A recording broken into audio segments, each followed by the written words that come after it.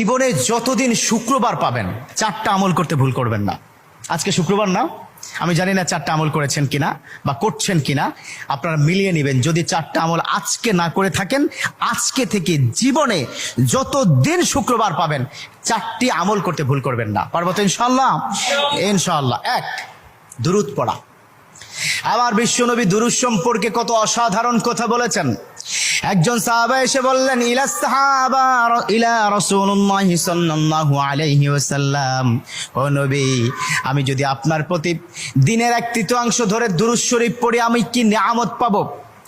বিশ্বনবী বললেন, তুমি যদি দিনের 1/3 ধরে আমার প্রতি দুরূদ শরীফ পড়ো তোমার জন্য বিশাল উপকার হবে, আরো বাড়িয়ে পড়লে তোমার জন্য আরো ভালো হবে। সাহাবা মহা খুশি হয়ে গেলেন, ইয়া রাসূলুল্লাহ, আমি দিনের অর্ধেক সময় জুড়ে যদি আপনার প্রতি দুরূদ শরীফ পড়ি তাহলে কি হবে? বিশ্বনবী বললেন, এটা বিশাল